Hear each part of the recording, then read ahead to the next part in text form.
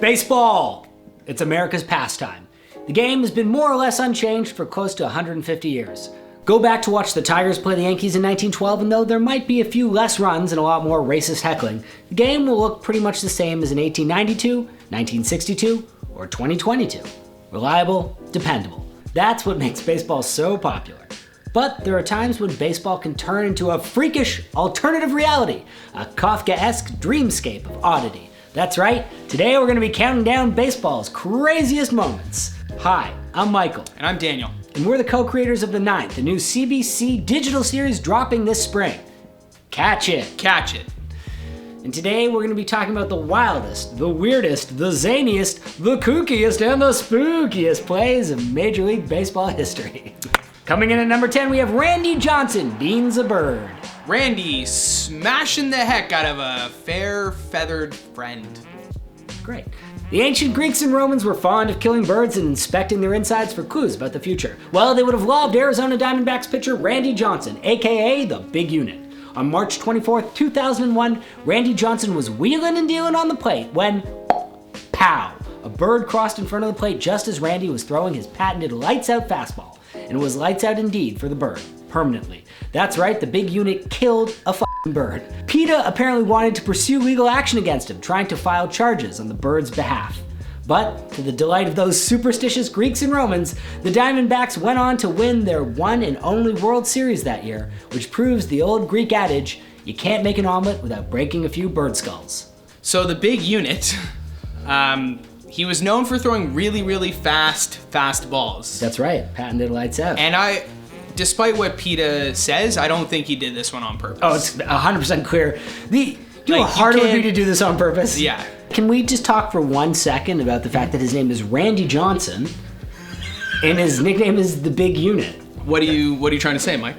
I mean, I just think that it's I don't follow. It's a little funny. I mean, it's a penis and the Big Unit is like the unit is his penis. Feels like there's a lot of dick jokes in there. You'll have to map it out. Yeah, we'll map it out. The Unit, the Big Unit, has the second most no-hitters in MLB history. Wow.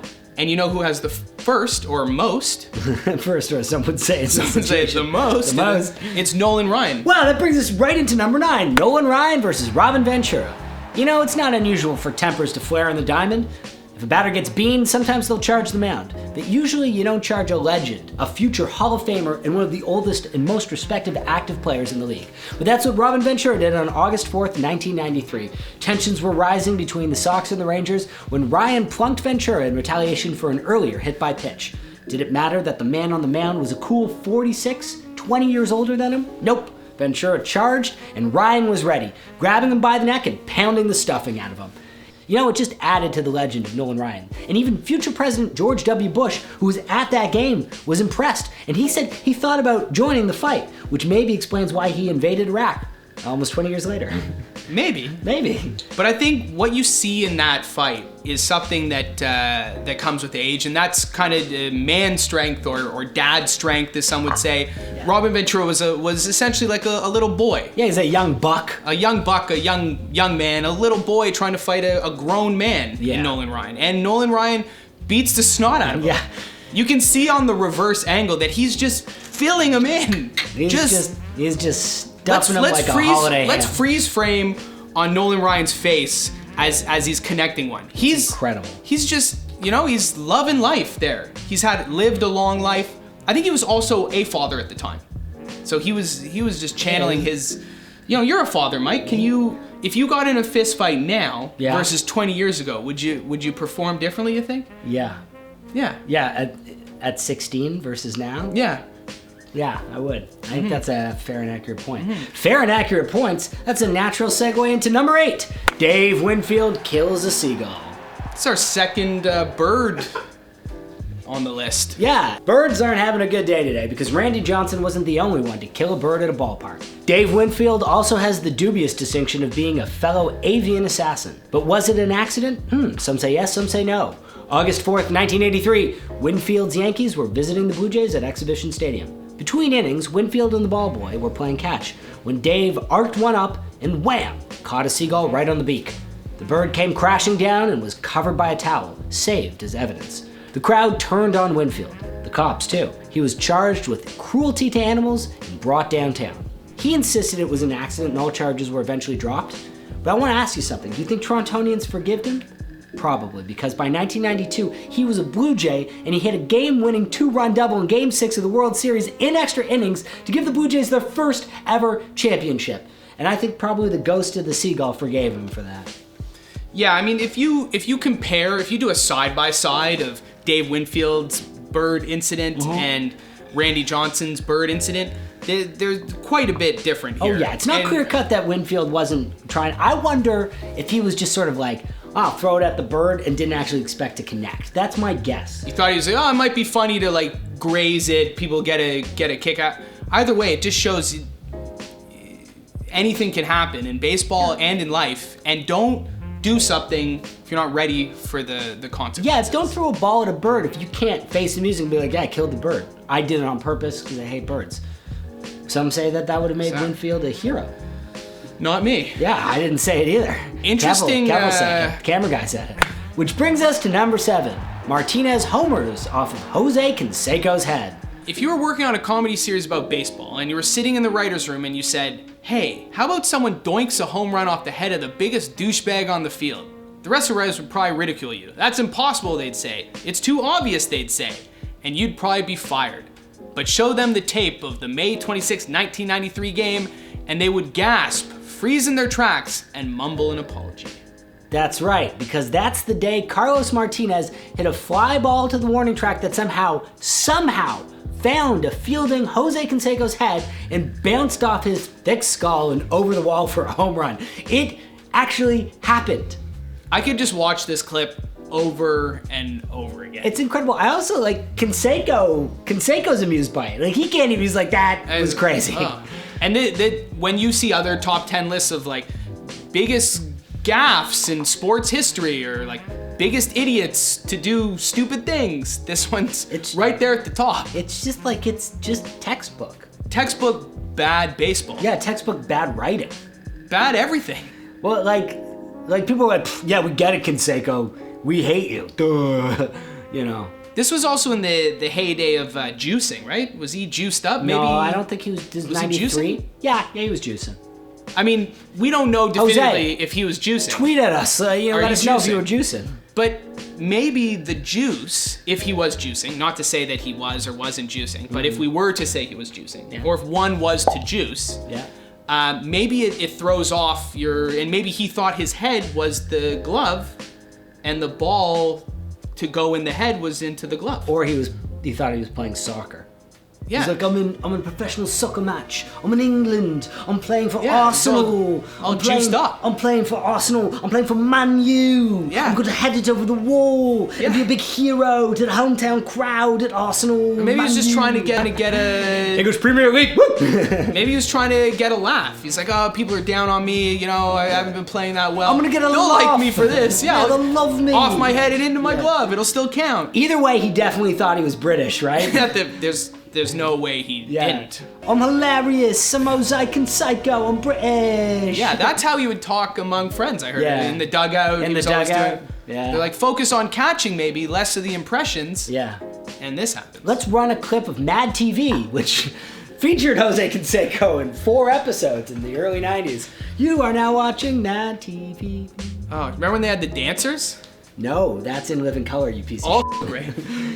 No, well, yeah. In Living Color was good. I mean, it wasn't for me. Yeah. Wow, that brings us to number 6. Bobby Valentine's fake mustache. You know, it hurts to get ejected, especially when you're the manager. Usually you just go and cool off somewhere, catch the rest of the game on TV. But not if you're Mets manager Bobby Valentine. On June 9th, 1999, during a tense extra inning games versus the Jays, a controversial interference call against the Mets catcher put 2 men on. Valentine was furious, stormed the field, and gave the ump an earful, and he was promptly ejected. Minutes later, a figure appeared in the Mets dugout. Boy, he looked a little like Bobby Valentine, but it couldn't be him because this guy was sporting a bushy mustache that would make Burt Reynolds proud. But it was indeed the manager, who actually had donned a fake mustache. The team, fans, and commentators thought it was hilarious. The league, not so much. He was fined $5,000 and suspended 2 games.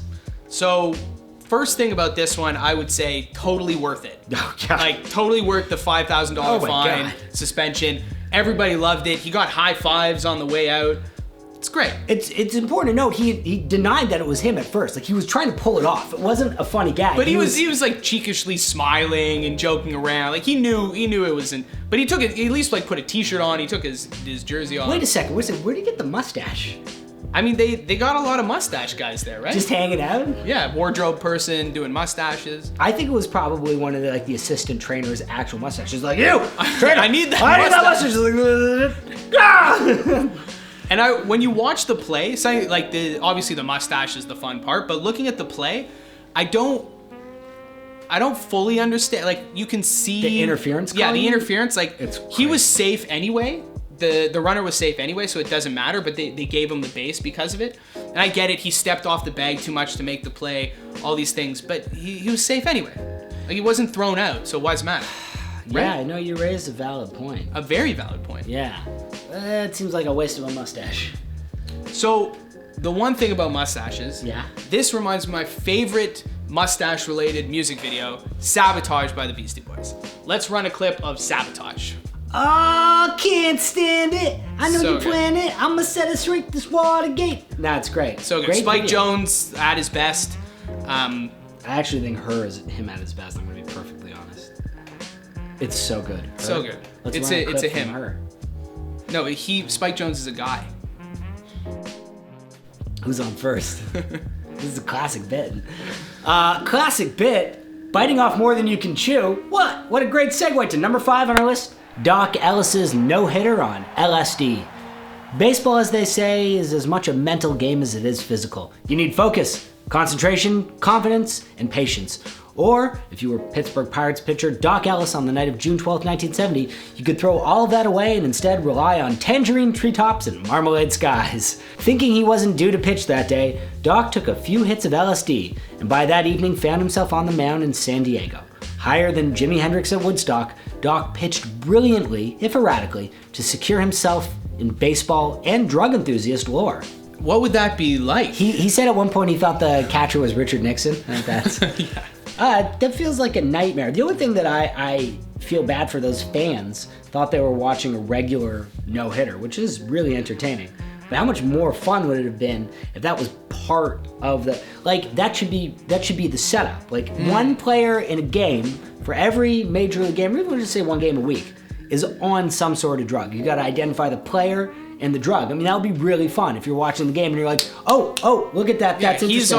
He's He's drunk. The reliever's on meth. Yeah. The reliever's on He's meth. on PCP. He's pacing the bullpen just like, I gotta win this game.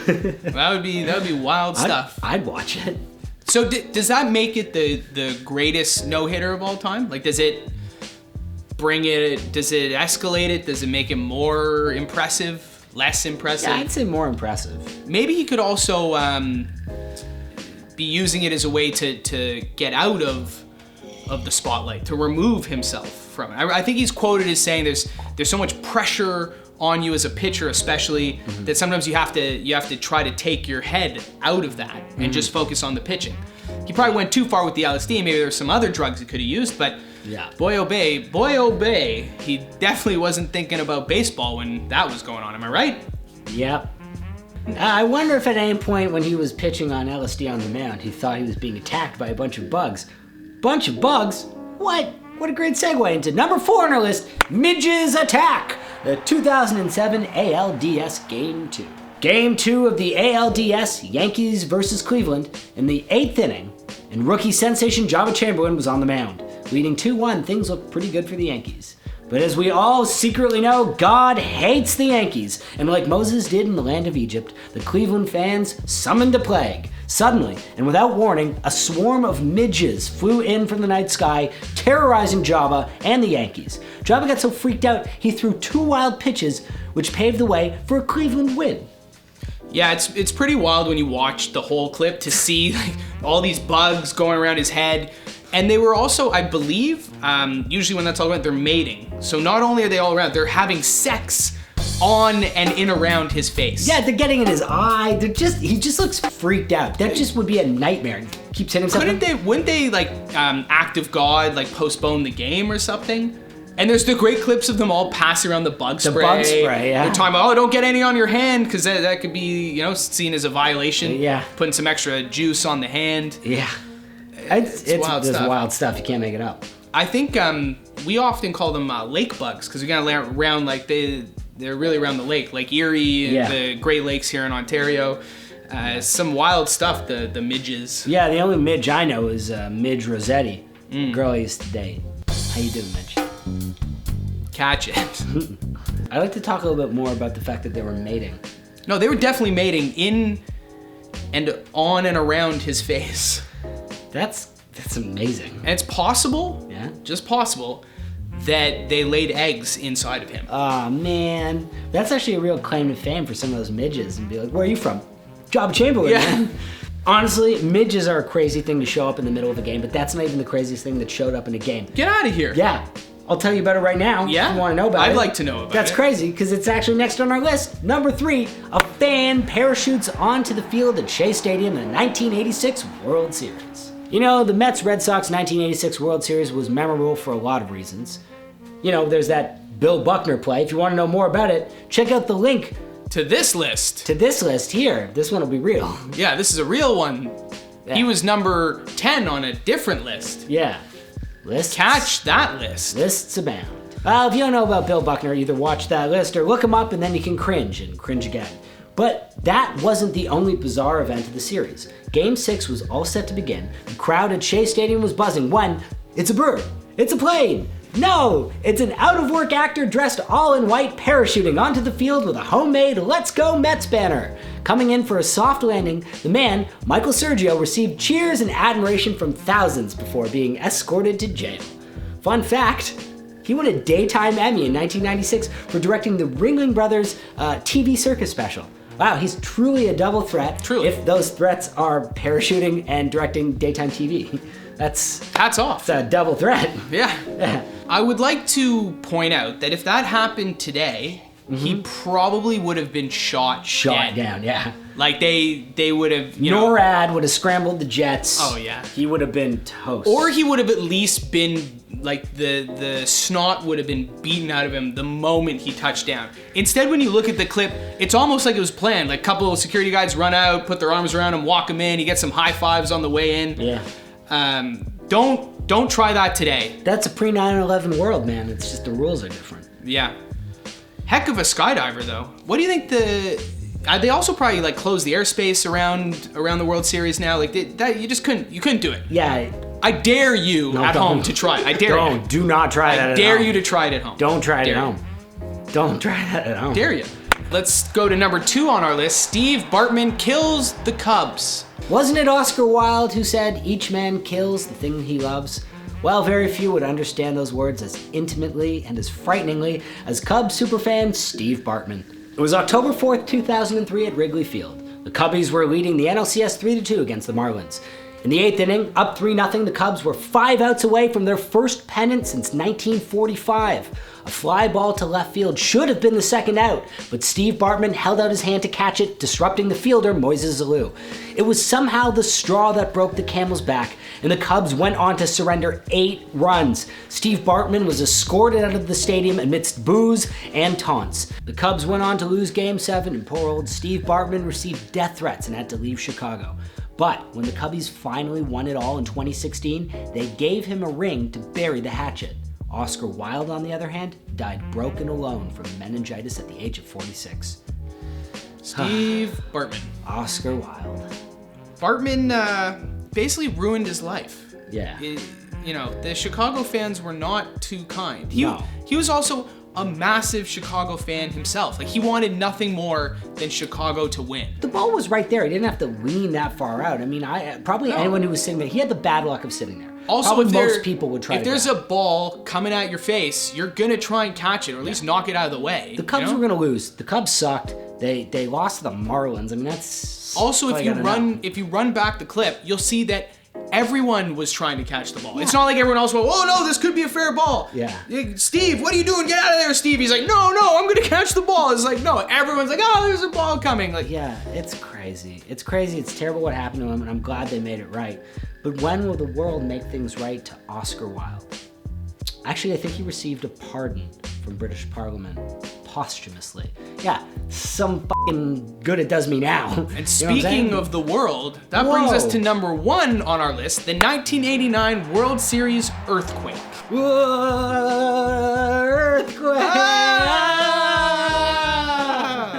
The 1989 World Series was shaping up to be a classic. The Oakland A's versus the San Francisco Giants. 2 teams right across the San Francisco Bay from one another. This made it tricky for a lot of the people in the Bay Area to pick a team, and there was a buildup of tension.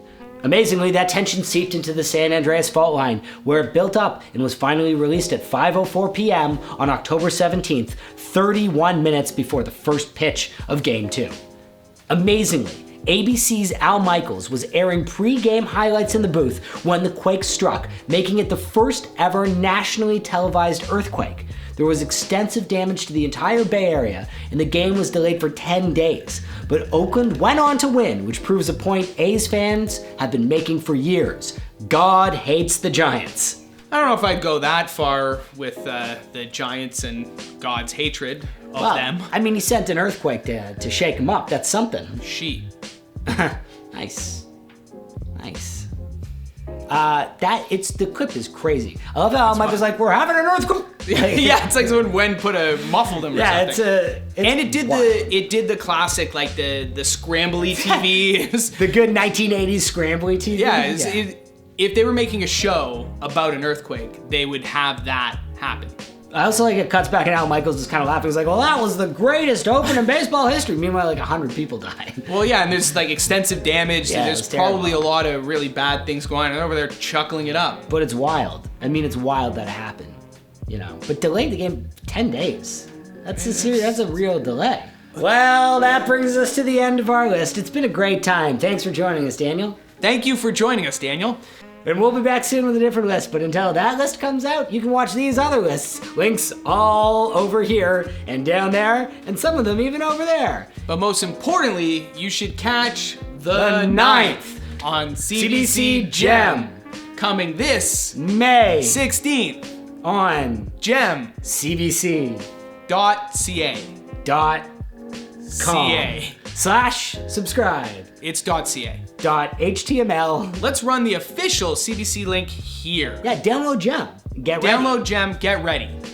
I'm Michael. And I'm Daniel. And you've been watching The 9th. The 9th. Not the real Not 9th. the real show, but you've been watching something that's something related to it. And also, we should remind you while you're here, please subscribe. Please like us on Facebook, Twitter, Instagram, and MySpace. ICQ. MSN Messenger. Yeah, our AOL address. Pix. Yeah.